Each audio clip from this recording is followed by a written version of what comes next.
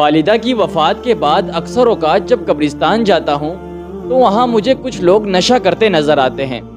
میں ان کو ہاتھ سے روکنے کی استطاعت تو نہیں رکھتا، کیونکہ اس طرح کے فتنوں سے جتنا دور رہا جائے بہتر ہے۔ البتہ زبان کی صلاحیت اللہ کے فضل و کرم سے ہے، تو اپنی استطاعت کے مطابق ایک پیغام دینا چاہتا ہوں۔ تاریخ ہمیں بتاتی ہے کہ نشہ انسان کی ابتدا سے ہی مسئلہ رہا ہے، کیونکہ انسان شروع سے مست رہنا چاہتا ہے۔ وہ دنیا کے دکھوں اور پریشانیوں سے بھاگنا چاہتا ہے۔ ایسے میں نشہ ہی وہ عمل ہے جو انسان کو ان دونوں مسائل سے بے خبر کر دیتا ہے۔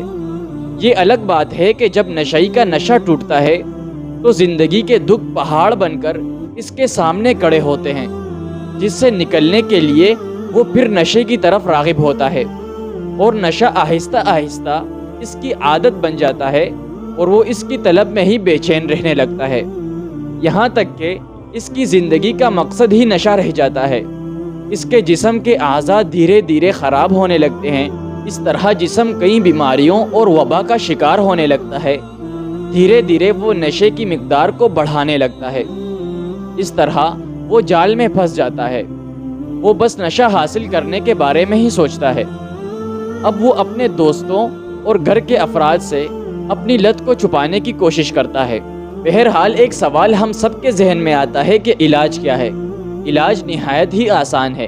ماہرین نفسیات کے مطابق نشہ کرنے والا اگر بغیر نشے کے صرف 21 دن گزار دے تو اس کی جان چھوٹ جائے گی، لیکن ان 21 دنوں کے دوران اس کو بہت سی تکلیفیں جسمانی اور نفسیاتی برداشت کرنی ہوگی، اور یہ ایک کامیاب طریقہ بھی ہے۔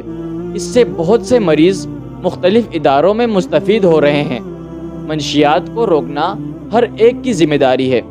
اس کی روک تھام میں والدین، خاندان اور معاشرہ اہم کردار ادا کرتے ہیں۔ نوجوانوں کو اس بارے میں آگاہ ہونا چاہیے تاکہ وہ اس جال میں نہ پھنس جائیں۔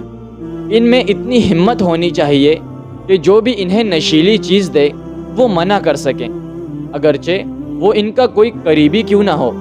ان کے قوت ارادی کو مضبوط ہونا چاہیے تاکہ وہ اس کا شکار نہ بن سکیں۔